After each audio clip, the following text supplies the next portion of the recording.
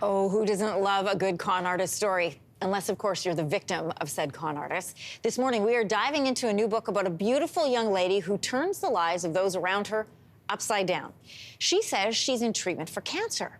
But is she really? And why would she lie about that? The book is called The Fake. Author Zoe Whittall is joining us this morning with the real deal. Good morning to you. Congratulations on the book. Thank you. It is getting great reviews from those who have devoured it, and that's the word that comes up a lot. Give us a snapshot of this book, because I feel like if I do it, I'm going to give too much away. Sure. So it is about two people who get taken in by the same con artist who lies about having cancer, among other things. And it's sort of a couple of months in the life of how they figure it out and how they deal with the bewildering and humiliating experience of having been lied to like that. And those are two feelings that come up, in stories that we've done or the W5's done or people who've fallen victims of con artists. Mm-hmm. There's a lot of guilt, there's a lot of shame, and you're right, there's a lot of bewilderment. Like, how now that my eyes are open, how did I fall for this? The book has a great premise, but I read that there's a kernel of inspiration from a real-life situation that you found yourself in back in 2007. So as much as you're comfortable sharing, what happened? So I was in a relationship with someone who lied about having cancer, as far as I know, lied about having cancer. And I also had a friend a couple of years previous who lied about other things in her life in a kind of pathological way.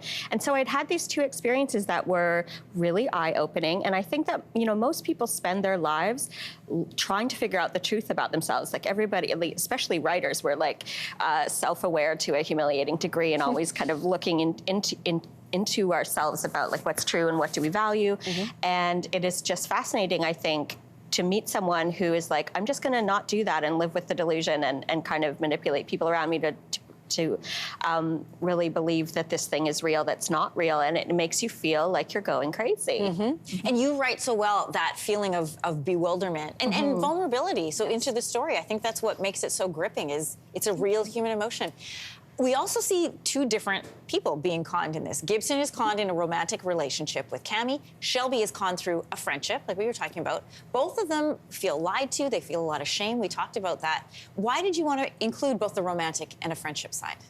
Well, I had the experience of having a friend of my ex-partner who had heard lies about me, and I had heard lies about him. And so we got together and we figured it out. Wow. And I felt like that was actually a good structural narrative frame to have two people who sort of have these instincts on their own that something's not quite right, and then to meet up and figure out. It's sort of like, because dealing with someone who lies to you in this kind of crazy way really feels like you're living in the last 10 minutes of a Law and Order episode. You're like, but you never hear the like, don't at the end, And so I wanted to kind of capture that propulsive feeling and include it in the book so that you're watching them and you're feeling that vulnerability and that intrigue as they discover it for themselves. And people who watch, somebody who've been a victim of a con, who watch from the outside, say it just seems so obvious. But it's not, because it doesn't just happen in an instant. No, there's a pattern of manipulation where they make you feel like the most exciting person on earth, and you feel like there's an intimacy and a vulnerability.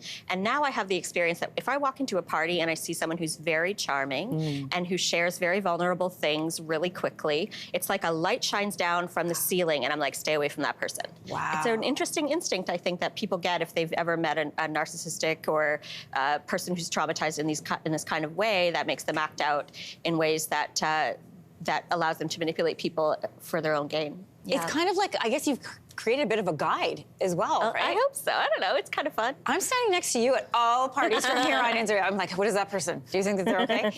Running a line alongside of that storyline, there's also this idea of grief. Shelby is deeply grieving the loss of her partner. She's not eating a lot. She's lost a lot of weight. And people keep saying how great she looks. And she thinks, why are people complimenting my visible pain? What kind of research did you have to do on that kind of grief? Well, I was writing it in lockdown. I was living by myself. I had just had a major breakup, and I had had a miscarriage right in the early pandemic. And so I had all these feelings of grief, and so that was kind of easy to write Shelby, because she was alone and sort of finding it hard to function, finding it hard to connect, and I would sort of channeled those feelings and those like sensory details into her experience of having lost her wife. You really did an incredible job of that, because you don't just read and it doesn't just tickle your brain, but you feel all of those things as well. Thank you. So we thank you so much. The name of the book, you're going to want to read it, is called The Fake, and it's available in your bookstore, so go and grab a coffee. Thank you, Zoe. Thank you. Grab a coffee and a copy. Zoe, thanks. Hey, thanks for watching. If you liked this, be sure to subscribe here, or you can check out more Your Morning videos right here.